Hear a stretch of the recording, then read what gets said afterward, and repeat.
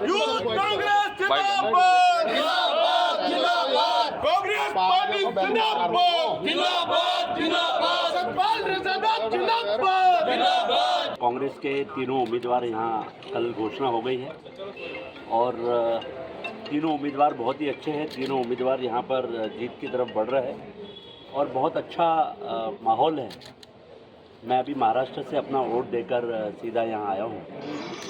पूरे देश के अंदर में एक अंडरकरंट चल रहा है। पूरे देश के अंदर में ये सरकार ने जो किसानों के साथ अन्याय की है, बेरोजगारों को रोजगार नहीं दिया है और जिस तरीके से आज ये चल रहा है वो पूरा का पूरा माहौल जो है एक अलग तरीके का माहौल बना हुआ है। और इस बार ये हमारे जितने उम्मीदवार हैं, चाहे मेंबर ऑफ पार्लियामेंट के हमारे उम्मीदवार हो या हमारे एमएलए के उम्मीदवार हैं, ये एक साइड चुनाव जीतने वाले हैं।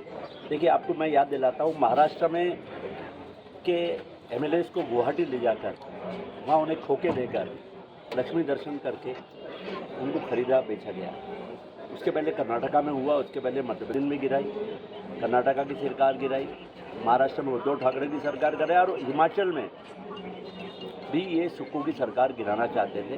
राज्यसभा के चुनाव पे इन्होंने लक्ष्मी दर्शन कराया हमारे एमएलएस को, उनको दल बदल करने की कोशिश की, लेकिन यहाँ पर चीफ मिनिस्टर ने और यहाँ के स्पीकर साहब ने उनको बाई इलेक्शन लगा दी, उनको डिस्क्वालीफाई कर दिया, जो सोच नहीं सकते थे।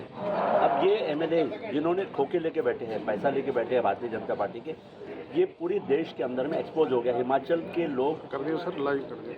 ये कभी भी एक्सेप्ट नहीं कर सकते हैं कि यहाँ का विधायक हमारे वोट लेकर हमें भेज दिया है और खुद पूरा पैसा रख लिया है। तो हिमाचल की जनता इनको सबक सिखाने वाली है। यहाँ पर हिमाचल में बहुत बड़ी आपदा आई थी पिछले साल और उसमें ना प्रधानमंत्री यहाँ पर आए, ना होम मिनिस्टर यहाँ पर आए। प्रधानमंत्री ने झाँक के भी नहीं देखा। यहाँ पर यहाँ के जो एमपी है, मेंबर ऑफ पार्लियामेंट, उन्होंने एक भी निर्णय पार्लियामेंट कैबिनेट में एक भी बार प्रस्ताव नहीं रखा कि इसको हिमाचल को नेशनल डिज़ास्टर मैनेजमेंट के थ्रू इसको नेशनल डिज़ास्टर घोषणा की जाए।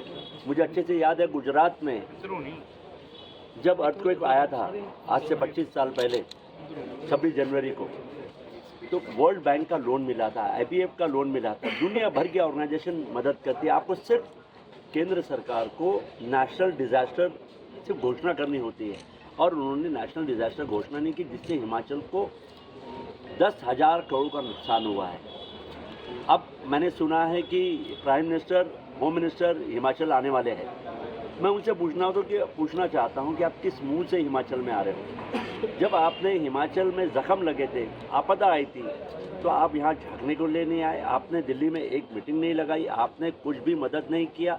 उल्टा यहाँ पर भारतीय जनता पार्टी के जो एमएलएज हैं, उन्होंने आपदा का रेजोल्यूशन ठहराव लेने के लिए भी, साइन करने के लिए भी मना कर दिया और ये बहुत बड़ा हिमाचल के साथ धोखा हुआ है, बेरोजगारों के साथ धोखा हुआ है, किसानों के साथ धोखा हुआ है और इसीलिए हम हिमाचल की चारों सीट जीतने वाले हैं।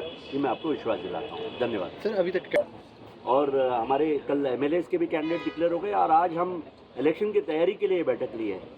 हम ये लेके चल रहे हैं कि हमारे पास सारे उम्मीदवार हमारे पास तैयार है और हम चुनाव लड़ने जा रहे हैं। अगर आप ये वीडियो YouTube पर देख रहे हैं तो हमारे चैनल को सब्सक्राइब करें और बेल आइकन को दबाना ना भूलें। अगर आप Facebook पर ये वीडियो देख रहे हैं तो हमारे पेज को लाइक करें।